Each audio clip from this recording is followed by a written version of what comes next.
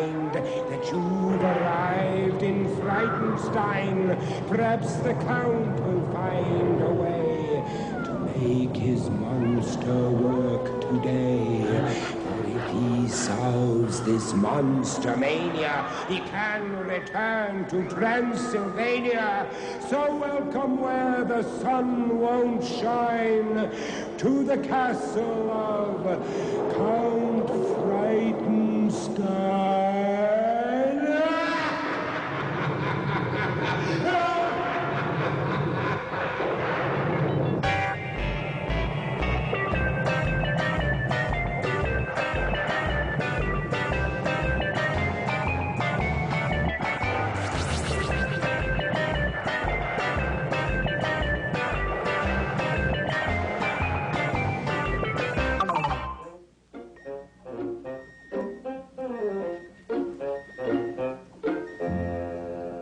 You little devils.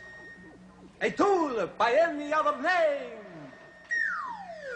still smells awful. I give up on you guys.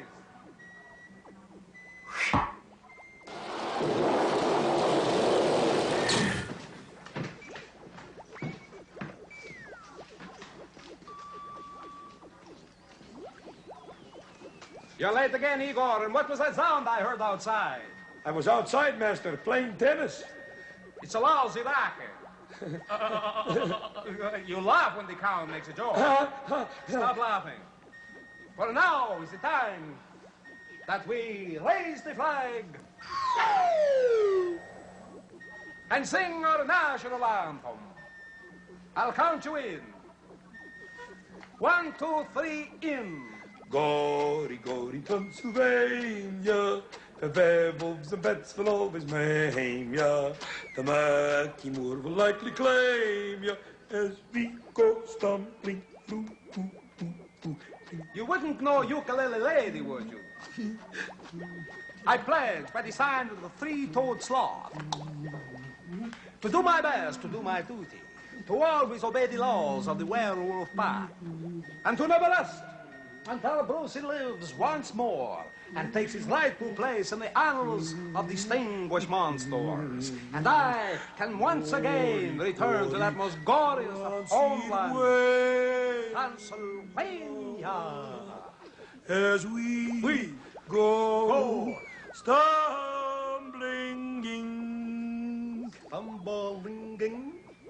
stumbling through.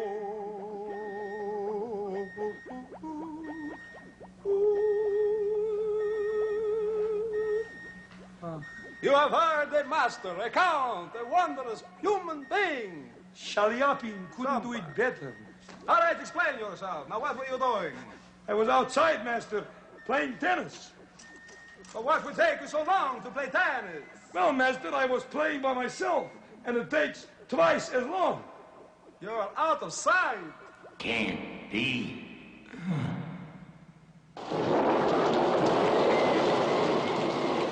Buana in his traveling was one time almost drowned, when while at sea he heard the cry, "Watch out, we're going down." Buana knew that he must jump, although he could not swim, and jumping very nearly proved to be the end of him, for Buana, in his panic, did not know that he had been sailing across the ocean on an atomic submarine. Tiny zoo time!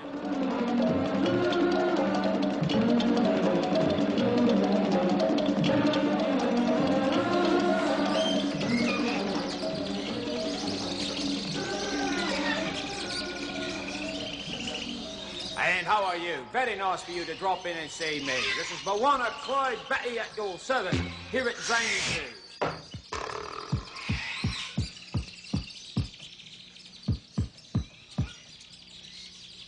Very strange indeed. What's Robin Hood doing in these forests? It isn't Sherwood, you know.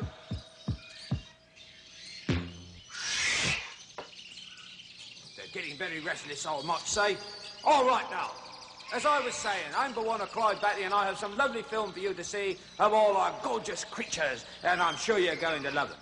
So why don't we get ourselves over to the projector and see what we shall see. All right. Now away we go. Come on, folks. Here we go. Down to the projector. Reels in place, right. Okay, focus in. Switch on, and what do we see?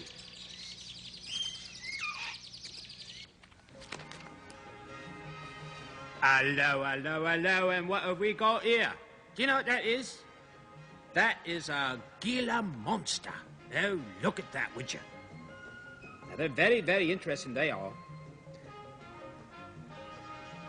Now, also in this same area, there's the Mexican beaded lizard. Now, these are the only two poisonous lizards of this region. Isn't that interesting, eh? Very nice, eh? Now, the Gila monster grows up to 23 inches in length and weighs up to 3¼ pounds. Now, it's mainly pink with yellow and black shading. Oh, look at that. Look. Hello there. Hello. Taking a little look-see, are you? Now, the Gila monster has 4 to 5 dark bands on its tail. Oh, and look at the length of that tongue, would you? Oh, Gila monsters speak with forked tongue. Oh, my goodness. Wouldn't want to meet him on a dark night, eh? No, sir. That's right.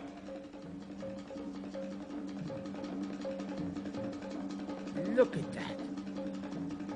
My goodness. Oh, yes, look at that. Isn't it? It's like Indian handiwork, isn't it? Look at all the beads around him there.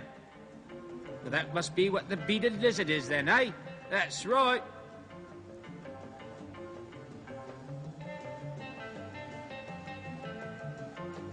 Hello, hello. Yes, you're very pretty. We know that, sir. Very nice, too. Now, the Mexican beaded lizard grows up to 32 inches long, and it's mainly black with pink and yellow patches, as you can see.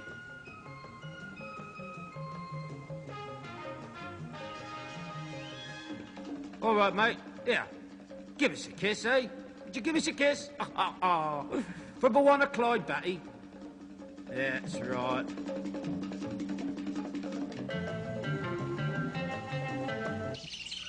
Loved it, loved it. Did you like that film? I thought it was just great, didn't you? Thank you for giving me credit for my efforts. And as we always have to say when we end the day here at Zany Zoo, ooga booga, which in this case means the ghost of an image reflects nothing except pomposity and the absurd negligence-wise.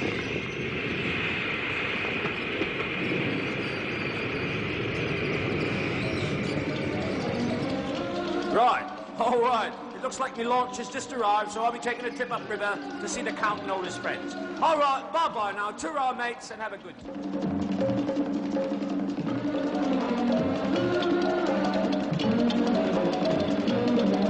I enjoy seeing animals. I like them, eh? Stop, please, stop. It's enough. 5, 4, 3, 2, ooga booga. We'll be back. If yesterday was Monday, and today is Sunday, this must be Frankenstone. The oracle was gazing into his crystal ball and saw a crazy sight that did not make much sense at all. It was a polar bear in flames who did a hula wiggle, and 20 mice dressed up as clowns who clapped their hands and giggled. The oracle was baffled, and this sight filled him with dread. So he got up from the crystal ball, and this is what he said. This vision is quite silly and crazy as can be. Something round here's cracked all right, that crystal ball or me.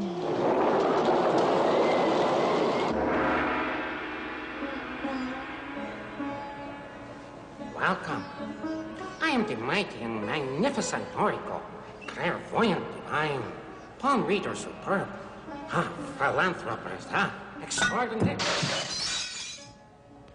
And I'm afraid, in general, a butterfingers. And now for a sign for today.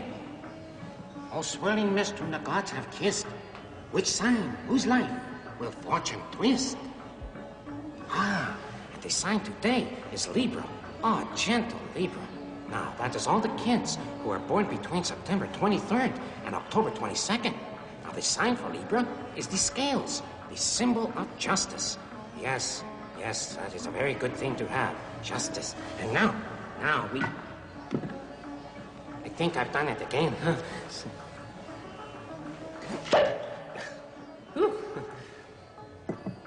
Now, oh, magic crystal ball, tell me now. Tell me. Oh.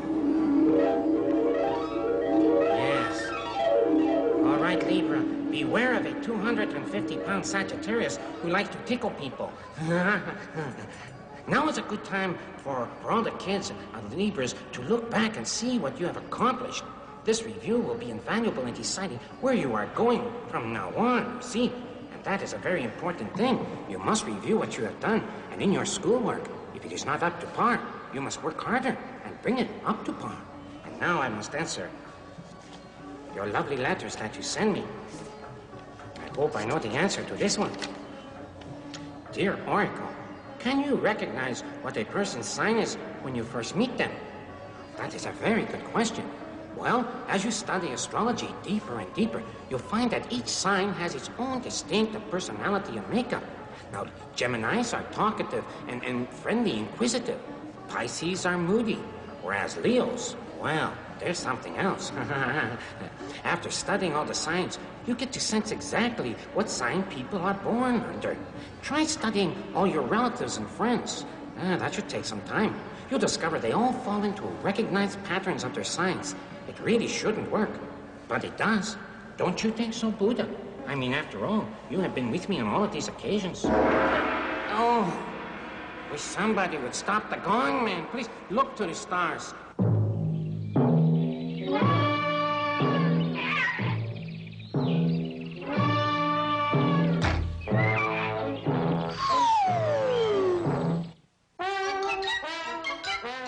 Gronk!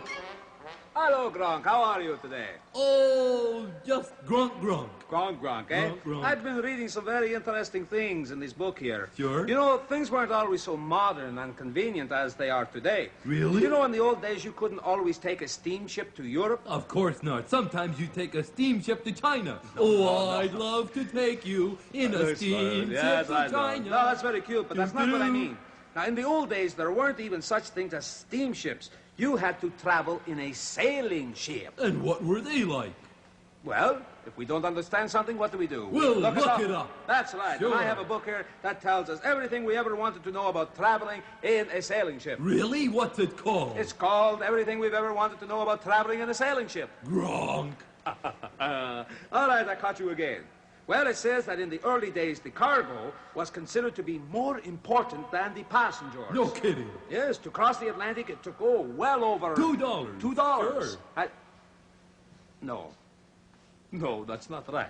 It's not? It's not, no. Of course it was over $2. Of course it was That's not over. the kind of thing we Sure. say here. I'm trying to read it as it's written. Oh, back to the book. All right.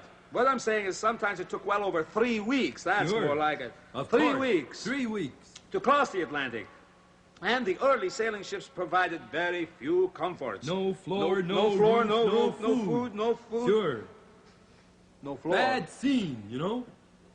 No floor. No floor. Of course there was no. What are you talking about? That it had to be a floor. Okay. My There was a floor.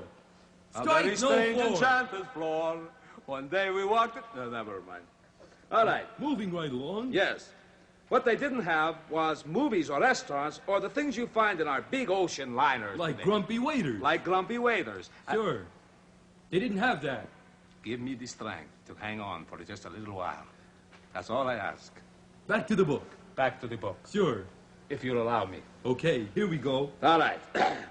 The people on ocean liners are very nice, you see. Now, you Sure. must understand. When there were storms, the people had to stay in their cabins for days at a time. Really? This way, your ancestors probably came to North America. Like that. Just Sure. like that. How about that? That's right. Gee. So you see what I mean? Travel in those days was no picnic. No picnic. Just be glad you weren't traveling on a sailing ship in, say, 1772, eh? You're darn right I'm glad. Right. See, if I was on a sailing ship in 1772, I'd be only 200 years old today, a mere child. Mere child. Gronk.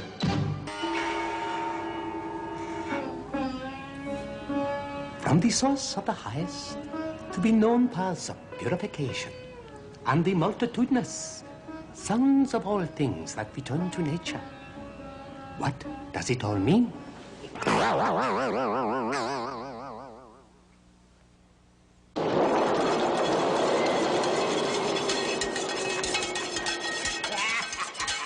Griselda thought that she would make a pan of chocolate fudge, but what she ended up with was a pan of chocolate sludge. She got her squares of chocolates and placed them in the tray, then put them on the stove to melt, then left and went away.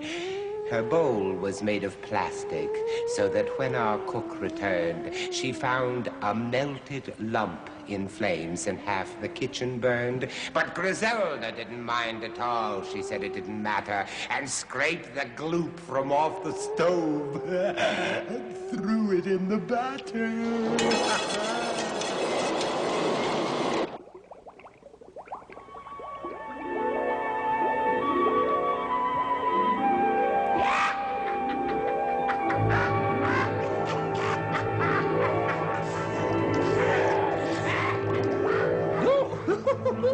Hi, I'm Griselda, the gourmet, a thing of beauty to behold. And get this, what kind of ghoul am I? What do I do in life? It seems whenever I prepare my food, I cut my thumb with a knife. Oh, come on in to Happiness Street. It's really fun in here. And we have a recipe for you today that you're just going to love. It's a little simple dish called Rico's specialty, ping pong pizza. Here we go. Now, for the first ingredient of the ping pong pizza. Oh, my goodness, the old ping pong. Well, then she goes. Where she lands, nobody knows. Why would you put that down in there? Here we go. Now, we get the old ball bouncing. Oh, that should put a lot of bounce into it. Now, what are we going to have? Of course, we're going to have the old favorite. Oh, watch the wax. Love the eggs. Oh, the old ping pong ball. My goodness. Yes, lovely. Now, oh, we haven't had some pickled plasma for some time. So let's just try the old pickled plasma. Looking good. Woo! Now, mix thoroughly. Just lovely, shaping up. Love it, love it, love it. Rita Hayward, eat your heart out. Oh, and here we are. Oh, you have a clothes peg, which is usually on a clothesline. Hey, have you got a hotline up to the old man upstairs, eh? Is he still looking at the pictures? Well, as you well know, when mixing things in Griselda's kitchen, it becomes quite an involved affair. Therefore, I've had the specialty of this particular cabinet built just for my needs. And guess what we're going to use today? Yes, you guessed it. Something so intricate and hard to get that you wouldn't believe it. A tomato. Come with me. We're just having fun and we're going over here. That's where we're going.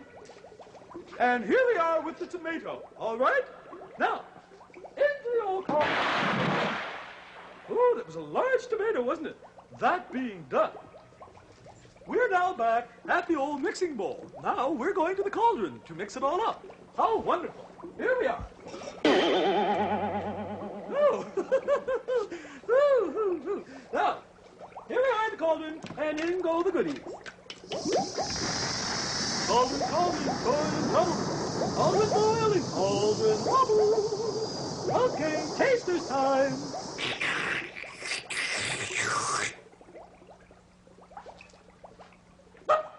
That is the worst. I've had some bad stuff, but that is really the worst. I can't tell you how bad that is.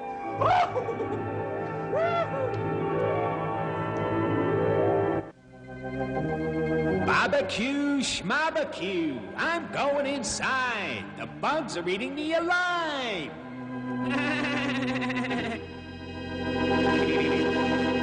We ever do this thing again? Don't be cruel to toads. Brucey isn't gonna work in a million years. All right.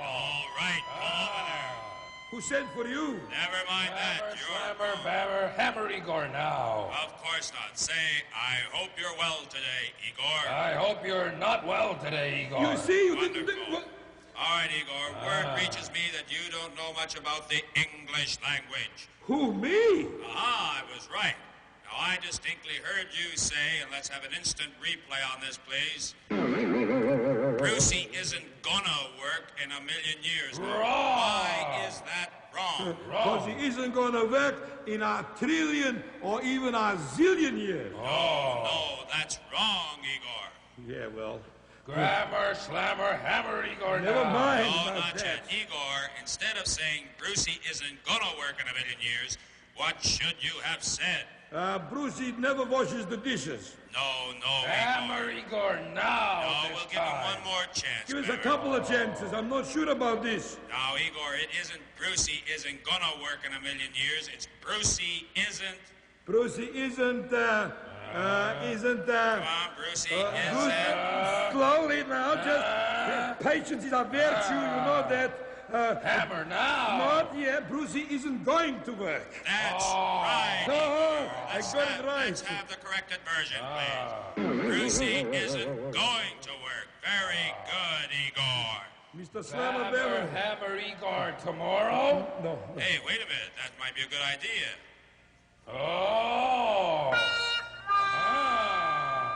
Why doesn't Vincent Price ever introduce me? I'm a count.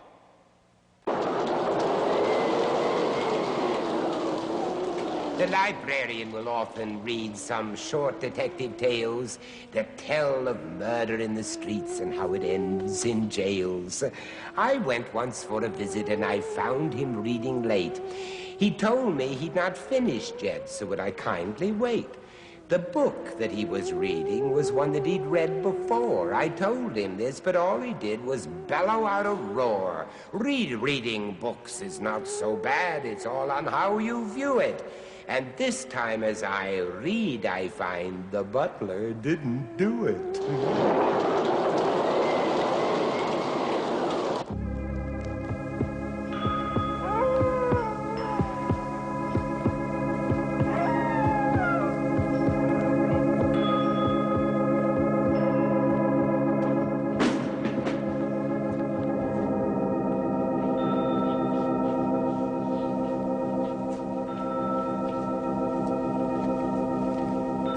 Welcome to the library. And I am the librarian. By knowing me, you will know fear. I'll get you today. I'll get you, I know it. I have an absolutely terrifying story for you today. I can hardly wait to get at it. Yes. And here it goes. It's called The Squirrel. The winds they did blow, the leaves they did wag. Along came a beggar boy and put me in his bag. He took me up to London. A lady did me by, put me in a silver cage and hung me up on high. Getting you, yes. It's getting me. With apples by the fire and nuts for to crack. And besides a little feather bed to rest my little back. Terrifying. You're not terrified? But you must be. All right, I'll get you with this one. Pop goes the weasel. Yes. Up and down the ditty road, in and out of the Eagle. That's the way the money goes. Pop goes the weasel. Huh? Yes, it's getting them. Half a pound of tuppenny rice, half a pound of treacle. Mix it up and make it nice. Pop goes the weasel. Pop goes the weasel. No? Right. Every night when I go out, the monkey's on the table. Take a stick and knock it off. Pop goes the weasel. Huh? More. Sally go round the sun, Sally go round the moon, Sally go round the chimney pots on a Saturday afternoon. That must have gotten you. That's horrible, terrifying. No. I'll try again. What's the news? What's the news of the day? Good neighbor, I pray. They say the balloon has gone up to the moon. Oh, fear. I know fear now, don't you? Huh? The last one. Yeah, I'll get you with this. The sky. Red sky at night. Shepherd's delight. Red sky in the morning. Shepherds, take warning. Yes, terrifying, isn't it? Oh, what's the use? I try and try. But I will. I'll get you.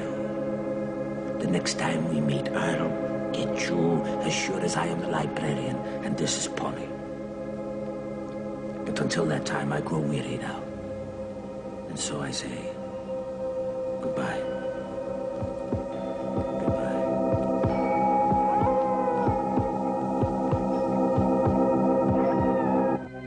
I'm sorry, sir, but we shut off the whirlpool bath at 9.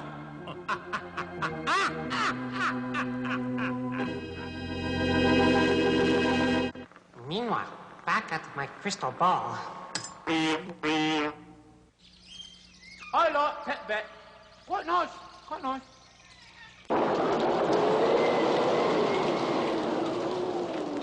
One of Pet Vet's animals was an old alley cat. He lived inside a garbage can and was extremely fat. It seemed to be a lazy sort, quite useless as a ratter, but Pet Vet told me that he thought it really didn't matter. He said he made some use of it each night when gone to bed, for it became a pillow when it slept beneath his head. Yes, Dr. Pet-Vet, a mommy and a baby. I've got them right here by me. What a lovely pair of dogs. I never heard of it. A Saluki, you say? Yes. Well, I'm just going to read about it now. Okay, I'll call you later. Goodbye. Thank you. I'm going to read Dr. Pet-Vet's letter now. Dear Igor, I am sending you 2 dogs today of the Saluki. One is a mommy and the other is a baby. That's a dog and a puppy, like. These dogs come from Arabia, where they hunted gazelle on the deserts. They are therefore known as gazelle hounds in Arabia. That makes sense. They became popular in England in 1935 and in North America in 1950. They were considered holy dogs in Arabia, like the holy cows in India. They come in different colors: fawn, red and black and tan, and grizzle, which is a color that's all mixture. Very good with children and very intelligent sight hounds. That means they see and not smell when they hunt. Ah, yes, sight instead of... Makes sense. Anyhow, this one is 5 weeks old. Oh, such a baby dog. And will grow up to 25 to 28 inches. And will be 60, 70 pounds. My, you're going to be big one day. I wish I could keep you and feed you and look after you. Yes. Oh, hang on. Hello? Yes, doctor, I just finished the letter. Yeah, fantastic dogs. Run up to 45 miles per hour. Shit, that's faster than a horse.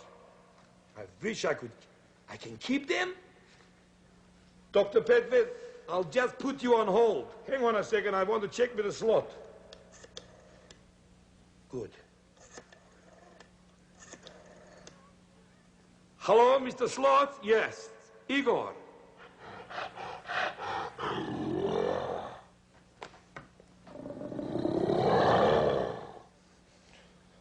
I just want to keep the pets a couple of days. Never mind. Hello, Dr. Pet-Vet? Yes. No, he didn't let me keep it. And this puppy is so beautiful. The mom is also nice. Look, I just sit so... Oh. Dr. Pet-Vet looks like a chipmunk.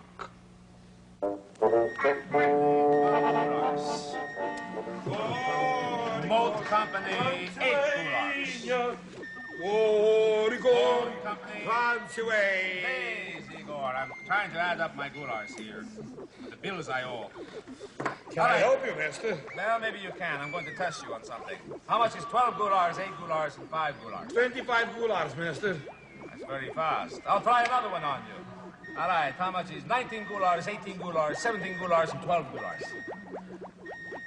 I don't know, master. That's what I mean, don't you see? We waste our time so much trying to add up goulash all the time. Right, master. There's got to be an answer somewhere. I have an idea, master. What is that? Perhaps with your great, prolific brain, that fantastic insight into eye-probing science, you could invent something to count goulash.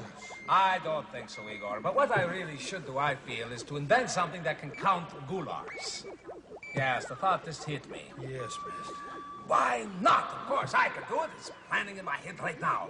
All right, hand me my toolbox. Your toolbox? All right. Why not, big fellow? I'm going to the workshop to do it now. Ha-ha! I'm coming with you.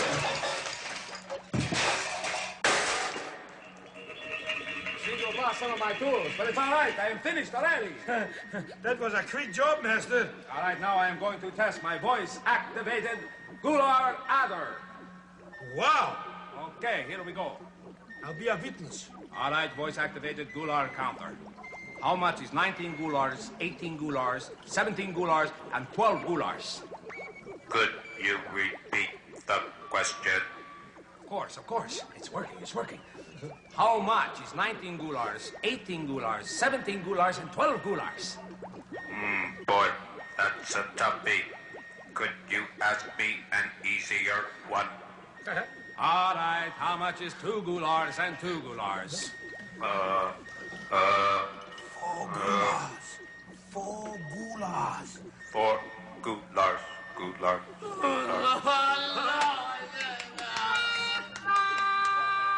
I've seen bad, but you believe? If you're lucky, I'll be back.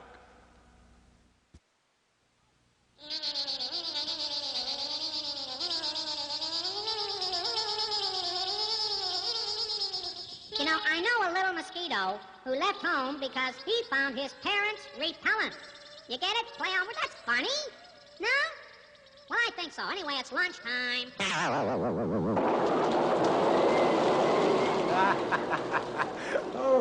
Oh, the professor got some chemicals, a bowl and electric mixer, announcing that he would invent a tasty new elixir.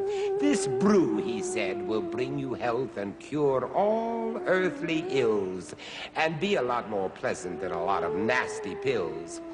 He made mistakes, 'cause brewing something he'd not done before, and what he thought was H2O was H2SO4, that is sulfuric acid, which he should have thrown away. Still, he sold that cure-all potion to a firm that makes fly spray.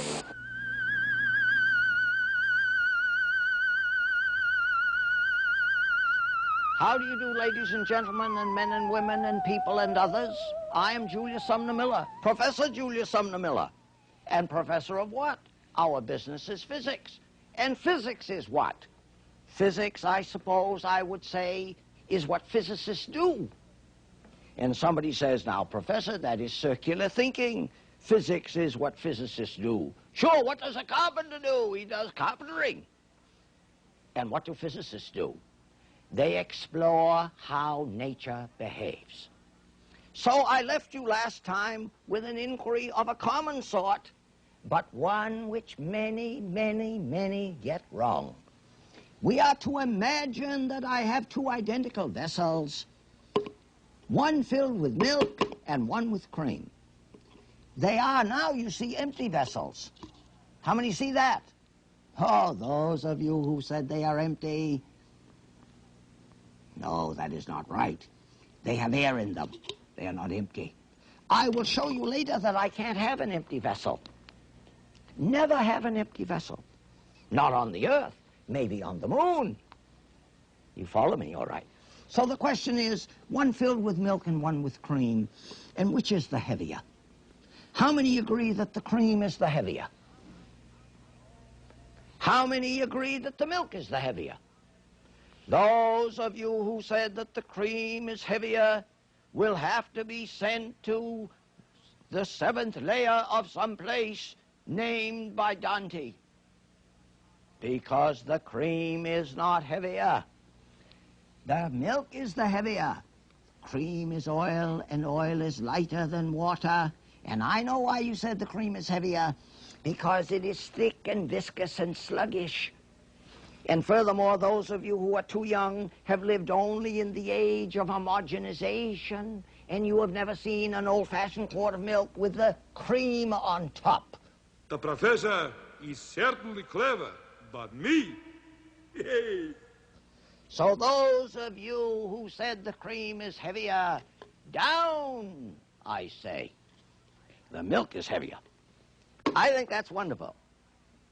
More now on Mr. Newton and the first law. A body at rest wishes to remain at rest, or if moving uniformly in a straight line, that's what it wants to do. And look how wonderfully simply I can demonstrate that.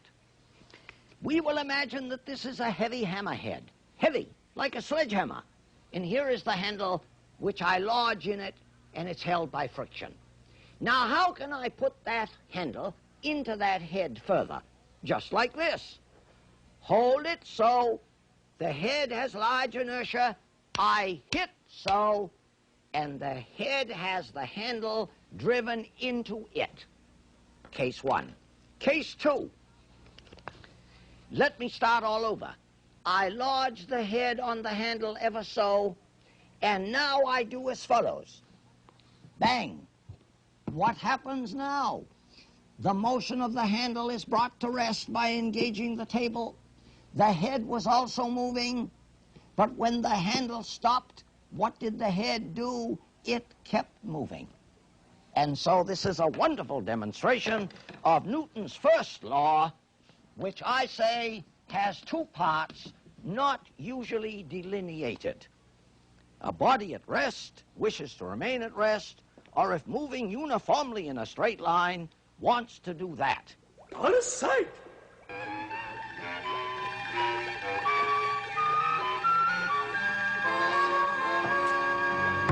Master. What, Igor? I've been thinking. That would be a change. Thank you very much, Master. You're welcome. Well, what I was thinking about, not really thinking, wondering, why we can't make Brucey work? I want to go back to Transylvania. Well, don't you think I want to go back, too? Yes, what we had... Wait a minute, why not? Why not? Now I see it as clear as night. Listen, you know why Brucey won't work?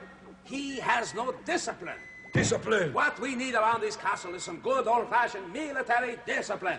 Run a tight ship. That's the idea, Igor. Yes. All right, I want you to go and get our uniforms and our bubble guns. Bubble guns? Of course, you know I don't believe in violence. Oh, you don't like violence, you like trombones. I'll get them. Don't get smart, Igor. No, the only kind of war to have is a jelly bean war. You can eat all the ammunition. Hurry up, Igor. I'm going to take command of this ship. Well done, Igor. Yes, the bubble gun. Let's go. All right, now. This one is a private. That's right. There's another private. All right, we'll put this on Brucey. And this one is for the general. Who's the general? Who else would be the general? Not yet. Oh, you're the general. Of course I'm the general. Look at this, Igor. Oh, that's pretty good, Master. All right, now, let's do some close order drilling. Here. Take his bubble gun, and I'll take my bubble gun. Brucey, well, just pretend for now. Just pretending he's got a gun. Just pretending that. All right, Igor, now some close order drills. Are you ready? All right, shoulder arms. Never mind, you already got it up there. Present arms. Right? No, Igor. When you present arms, you pull them up like this and smash your helmet. Present arms. Not that hard, Igor. All right, right face. About face. Left turn. Mark. 10, 2, hey. Turn sound. You're in the army, Mr. Jones. You're in the army, Mr. Jones. No fly balloons or telephones. You had your breakfast in bed before, but you won't have it there anymore. What are we doing? Brucey, during this whole thing, you haven't done a thing. Master, he hasn't done nothing since he's been in the army. Absolutely nothing. I mean, what are you going to do? He hasn't done one single thing. I've been doing exercises and everything. Igor, now it becomes very plain to me. When a person is in the army, as long as he's been in the army, and does absolutely nothing, there is only one thing left for him to be. Well, Master, when a person is in the army for as long as he's been in the army, what does he deserve? What are you going to do to him? Igor, when someone's been in the army as long as he's been in the army, there's only one thing to do with him, Igor, and that is... make him a general! It isn't fair! The Count and Igor. Grong. I am the Wolfman.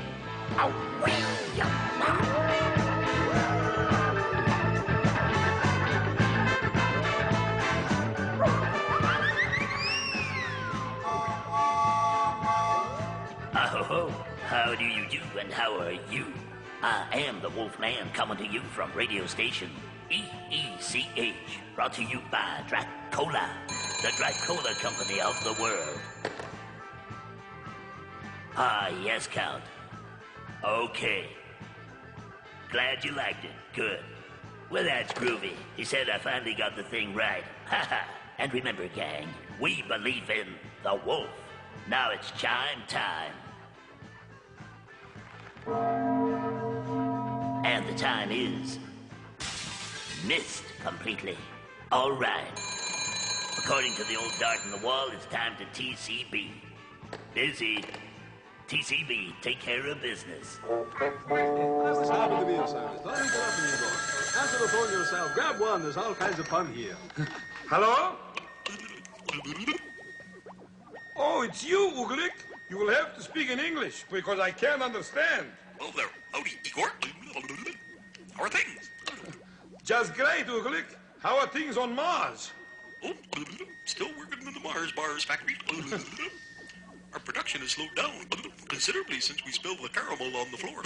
Well, it's sure great to hear from you. I haven't seen you in... oh, gosh. It's been a long time, hasn't it? Oh, yeah. The last I saw you was during the War of the Worlds. That was a time I really got bugged. Are you feeling better now? Yep. I am feeling fine. Good, good. Say, how's Orson Welles? As well as can be expected. Been a joke. In fact, you knew he hit oil the other day. No kidding. How did he manage that? Oh, yeah, oil gushing all over the place. He drove into a service station. Hey, you know what we're getting? UFOs up here? No kidding. All that way up there. That's something. Unidentified flying objects. You got any idea of what they are? I sure we know what they are. They're UFOs. UFOs. We have all over the place. Some are some kind of cigar shaped. We smoke after a meal. Some are kind of saucer shaped. Put a little milk in them. Oh, yeah. What about the people inside? They are loaded with sour cream. What kind were they? Were they Russian? Oh, no. They're just longhorn slew. You can catch them real easy. You just put your hand over them. Say, got you, you little devil. I've got one right here in a leash. Want to hear him? I'd love to hear him. Come on over here, little fellow. Say a few words. Gee, he's got a nice tone to him, doesn't he? Sure he does. And we really like him around here. Oh, he's full of spunk. Good fellow. Boy, he is practically one of the family. Family. Right now, I think I'll take him for a walk. So, I guess I'll go now. See you later, Igor. Right, see you later, Roger. Uglik, Roger, and fade out. Goodbye. Igor. Yes, Count. A moment. The Count is finding out the way to you-know-what. Yes, Count.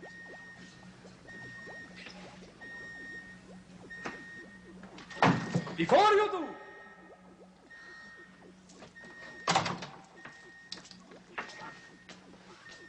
Happy eating. We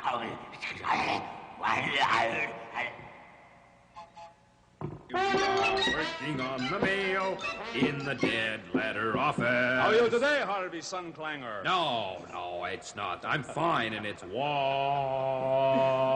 banger. I know what it was. I knew it all the time. You just Well, wanted to hear me sing it.